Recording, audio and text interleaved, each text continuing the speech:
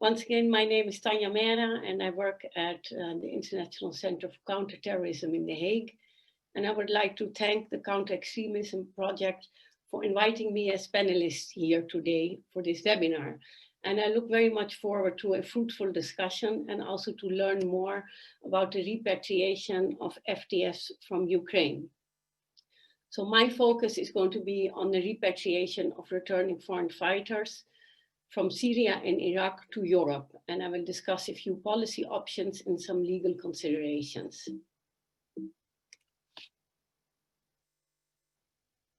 Yes, now it's on.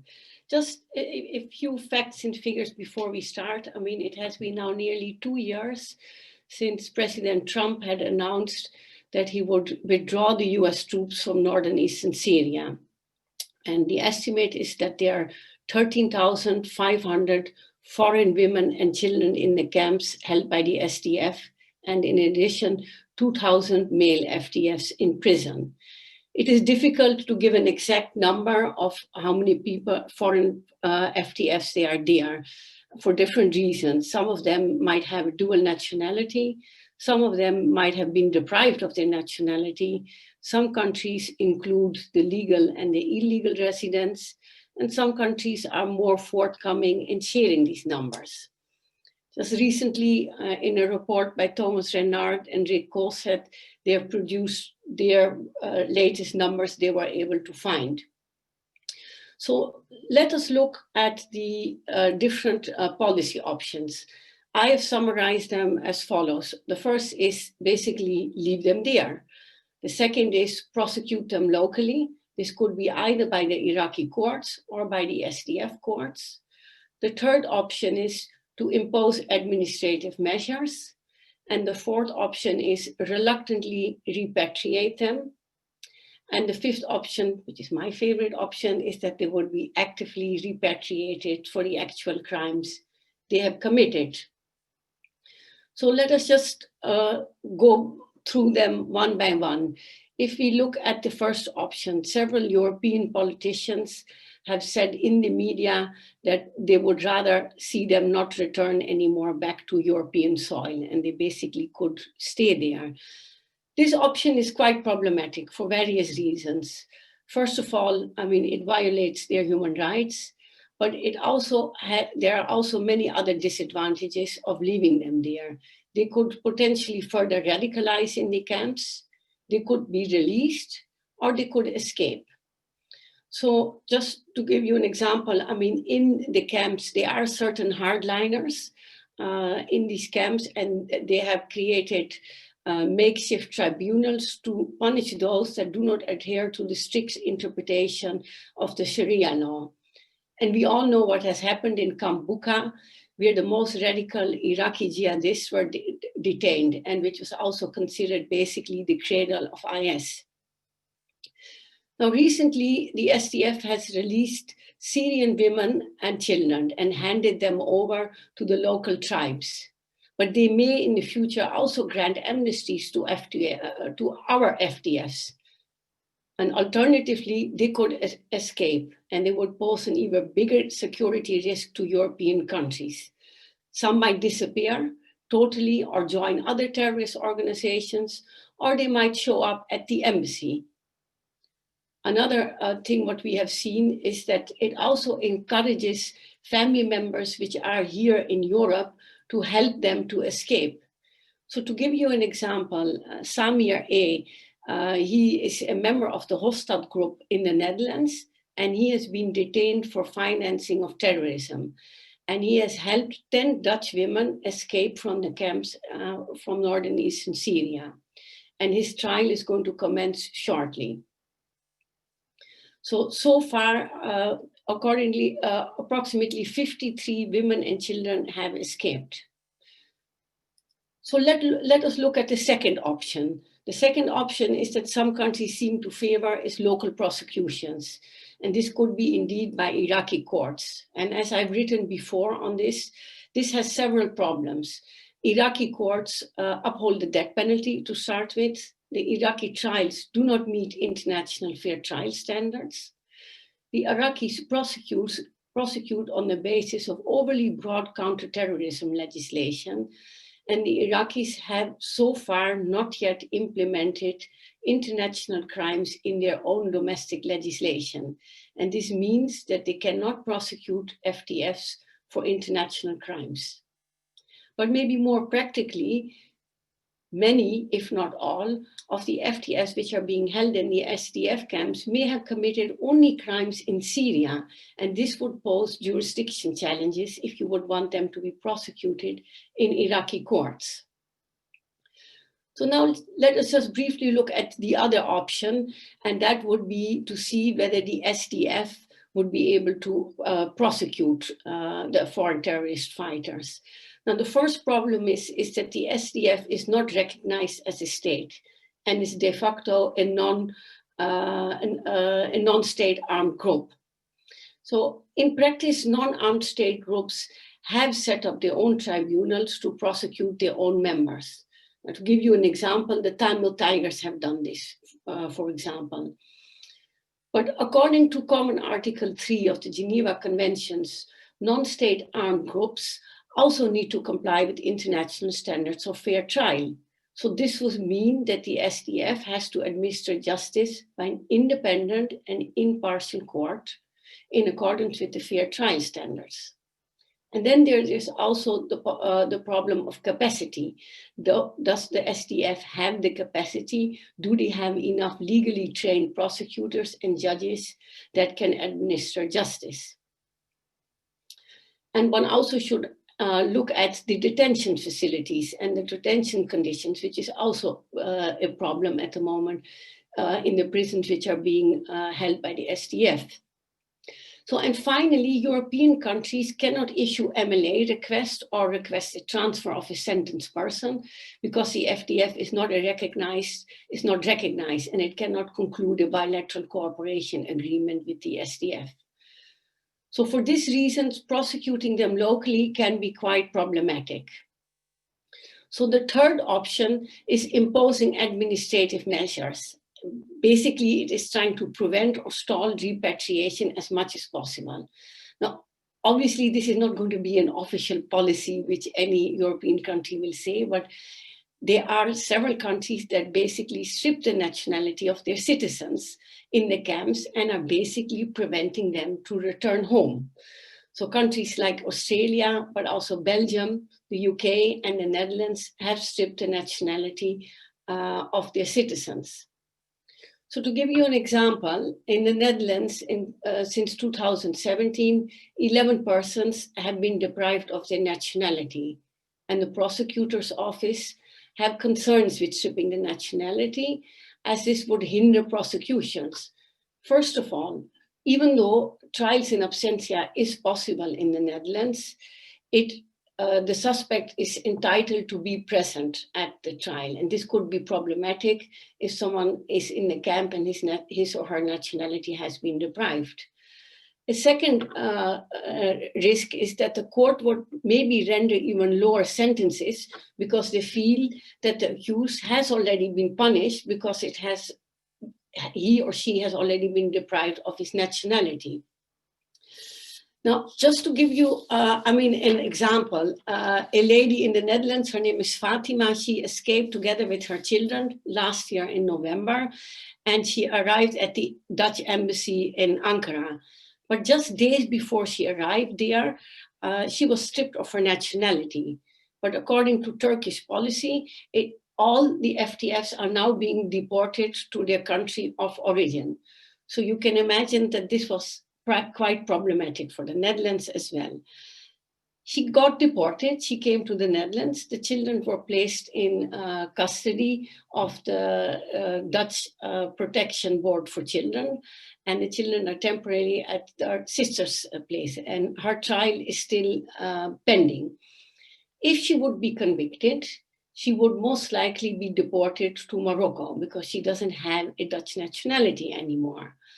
And what will happen with her children is unclear because the father of these children is a Belgian foreign fighter who has been convicted in absentia, whose nationality has also been deprived. So this just shows how incredibly complicated it can be if states choose to deprive the nationality of the citizens. And just briefly, two other examples, like most of you have followed the case of Shamina Begum. Last week, the Supreme Court, there was a hearing about her deprivation, the decision itself of the deprivation of nationality and her right to come to fight this decision in the UK. And of course, the Beatles, which I think a month ago have finally been transferred to the United States to stand trial under the condition that they would not, that no death penalty would be imposed on them. These two members of the of the famous Beatles were also deprived of their nationality by the UK. The other side of the coin is making it a bit difficult to prove that certain children are your citizens. And in some cases, countries require that the mothers would allow or give permission that their children would take a DNA test. These tests often have to be borne by the family members itself. So they basically need to prove their citizenship. So just to give you an example, recently 4 women and 9 children from Sweden had escaped the camps in Syria, and they were detained in Turkey. And only after the DNA testing was confirmed, their nationality, they were deported finally to Sweden. So that is the third, basically, I mean, the third option, imposing administrative measures. The fourth option I like to refer to is reluctantly repatriating your foreign fighters. So far, various European countries, including France and Germany and the Netherlands, they have repatriated approximately 60 orphans so far. And as mentioned already earlier, since the policy of the Turkish government has changed, all the FTFs are being, who have been detained are being deported to the country of origin. So far 73 women and children have been deported. So including the example I just gave about Swedish 4 mothers and Fatima. So basically, it's not willingly, but unwillingly, they are being repatriated to the countries of origin. The last option is what I like to refer to is actively repatriating the FTFs for the actual crimes they've committed. This does not happen a lot. And I will focus on this a little bit more further down in the presentation. So what are the most common perceived concerns why European countries are reluctant in repatriating their foreign fighters? So the first is a fear of a terrorist attack. The second is that they receive very low sentences. And the third is lack of evidence. And finally, there seems to be a lack of political will. And what I would like to do now is I'd like to refer to this as debunking the myths. So I would like to go through each of these perceived concerns and look at this from an evidence-based and a rule of law approach focus. So the first one is that actually terrorism recidivism is very low. I mean, we all know the 2 attacks in London in 2019 and in February 2020, and indeed even more recently, the attack in Vienna, were committed by terrorists who were released from prison. And this raises indeed several concerns. So how effective are rehab programs? And should terrorists be eligible for early release? And what is the risk of recidivism? So countries like the UK and Austria are now contemplating whether or not they should change their laws. But in fact, research has proven that terrorists re-engage in terrorist activities, in fact, relatively low. Just to give you a few examples, in the Netherlands, out of the 189 convicted terrorists, 4.2% have re-engaged in terrorism. In UK, the percentage is 3%. And in a recent study in Belgium, out of the 557 convicted terrorists, 5% re-engaged in terrorist activities. So why is this fear of terrorism recidivism so big? So obviously, some of the large attacks that have been committed by returning FTFs are still very often in the media. Just to give you an example, is the Charlie Hebdo attack by Sheriff Kawuchi and the trial which recently started a month ago in Paris. Another factor is the release of many jihadi convicts in the coming years, which is also, a lot of people are afraid about that. The continued concern of radicalization in prison, coupled with the fear that de-radicalization programs are not foolproof or effective. So this is helping, or I would say not helping, I mean, it's spreading the fear that indeed a terrorist attack might occur. So when we look at prosecution of returning FTFs, European countries were reluctant to repatriate their foreign fighters. Prior to 2014, countries were struggling to prosecute FTFs for FTF-related crimes.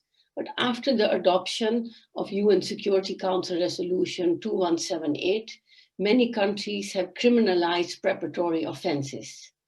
As a result, you can see that many countries can and have prosecuted FTFs for membership of terrorist offenses, but there are also other possibilities.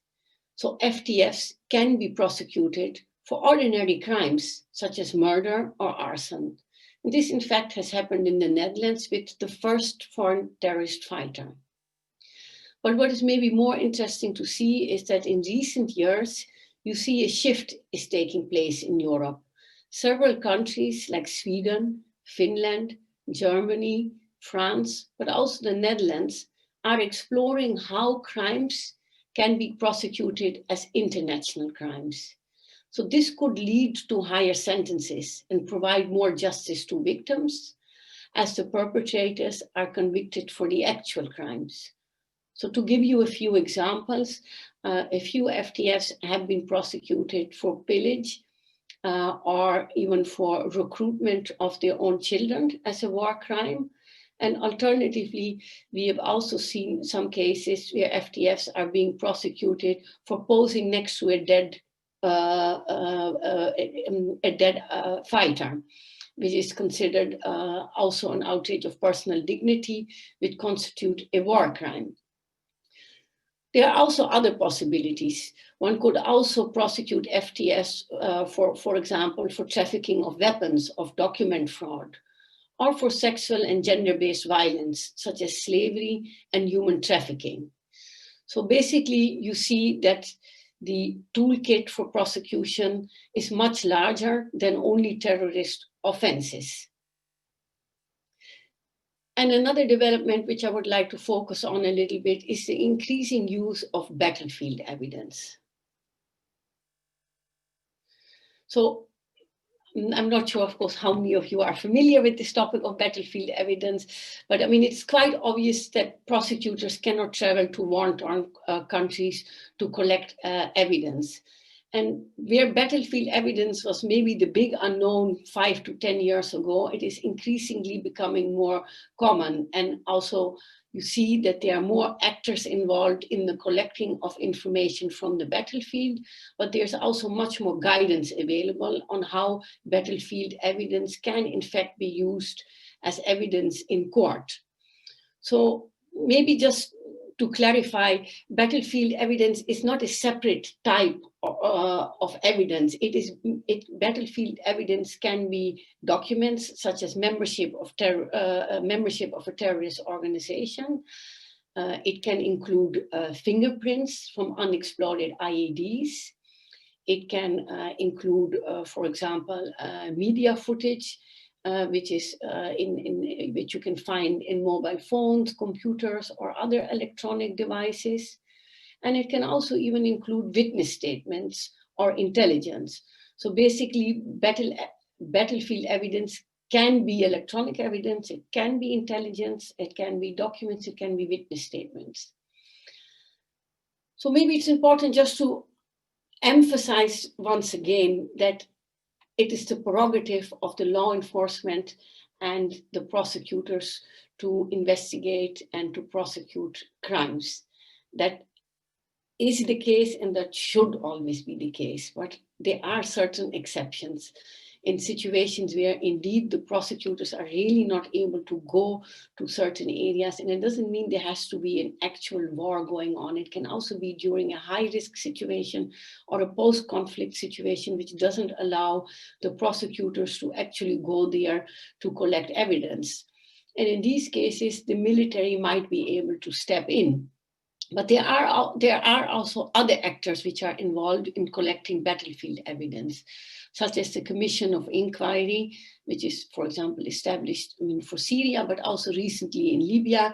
They also might be able to document human rights abuses, which could be used potentially in prosecutions.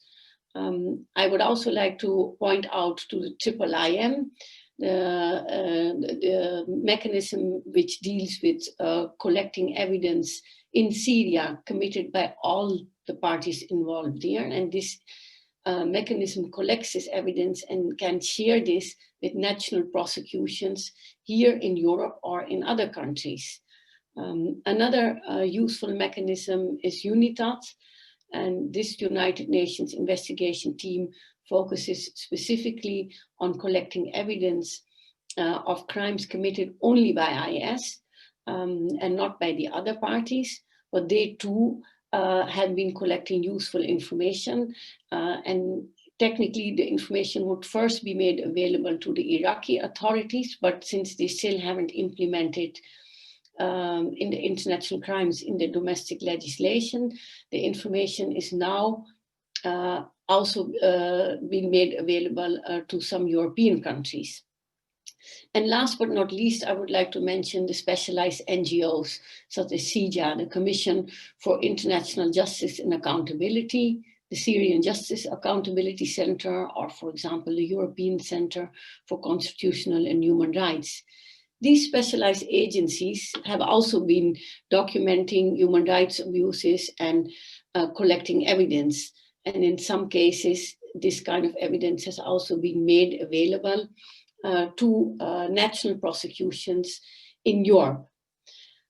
It goes beyond the scope of today's webinar, and I would be more than happy to have a separate session only on battlefield evidence, but there are still a lot of operational and legal and practical challenges that needs to be addressed before one could use information collected by the military as evidence in court. There must be equality of arms. One also has to look into the rights of the accused, and the evidence that will be collected must not only be admissible, but it also must be credible and reliable.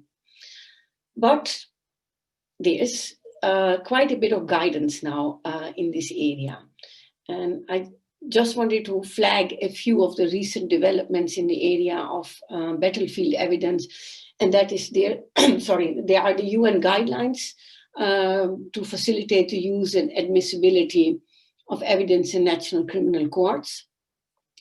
The Global Counterterrorism Forum has also adopted what we call the Abuja recommendations on the collection, use, and sharing of evidence, and also specifically addresses battlefield evidence. And in May of this year, Eurojust adopted the Memorandum on Battlefield Evidence. And I believe last month, the NATO adopted a practical framework for technical exploitation of battlefield evidence. So there's a lot of development in this area, which is actually helping to build and collect evidence to prosecute FTFs in Europe.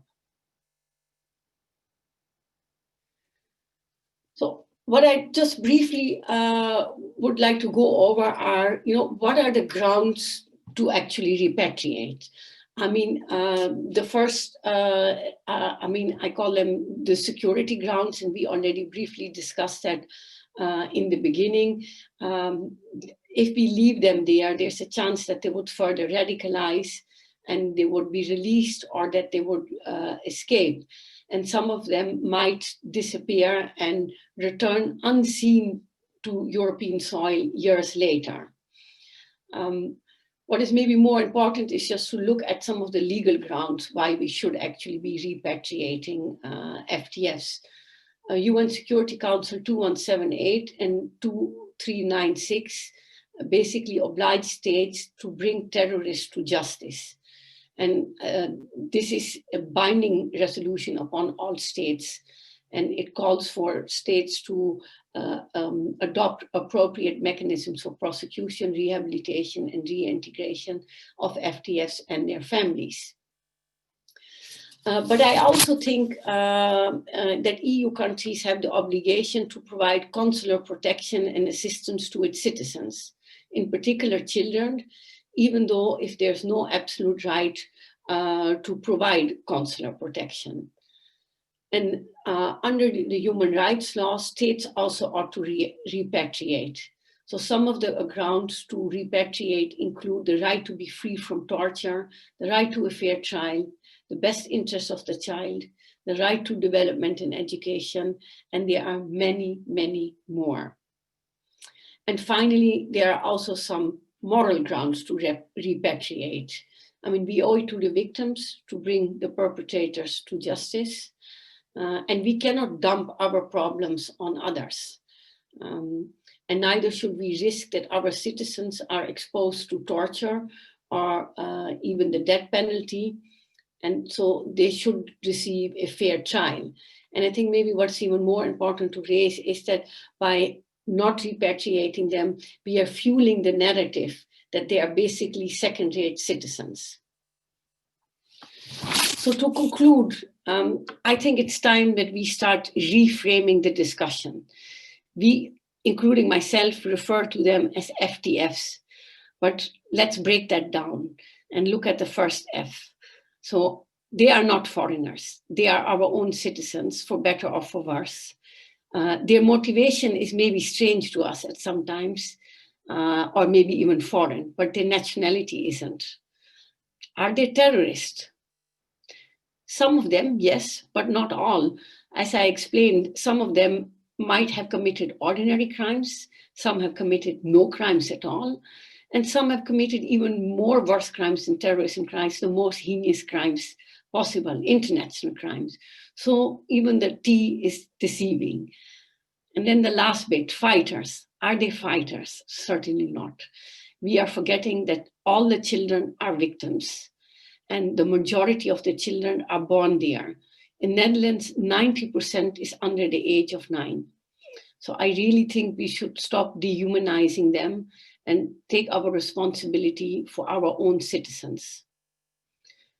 The second thing what we need to do is learn from the countries that do repatriate them. I know the situation is very different, but I think it's important to look at countries such as Bosnia, Kosovo, and Kazakhstan to learn what works and what doesn't work.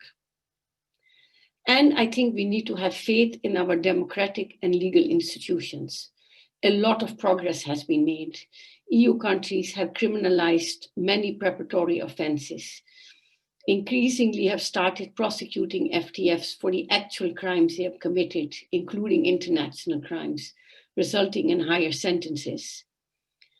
And I think it would be better that we would focus on strengthening the use of battlefield evidence in national courts in a rule of law compliant manner. Cases should be, you should start building the cases as soon as possible, way before they actually return back to the country. We should invest in more research in rehab programs to see what works and what doesn't work, and reevaluate whether post-release monitoring needs to be adjusted. I'm not saying creating a new law, but I'm saying reevaluating and seeing if there's any room for improvement. And we should realize that in addition to the legal institutions, social services, intelligence, child protection boards, municipalities in many EU countries are ready and have been ready for a long time to actually repatriate their citizens. And I admit there is no such thing as a 100% risk-free society, by bringing back our citizens in a controlled way, it's more manageable and it's less risky than leaving them out there. And finally, I think from a rule of law perspective, repatriation is the way forward, because only then we can also help, help to undermine the narrative of abandonment, grievances, and further radicalization. And it would allow us to bring the terrorists to justice to the full extent of the law and provide assistance and care to the children who need it. So with this, I would like to end my presentation.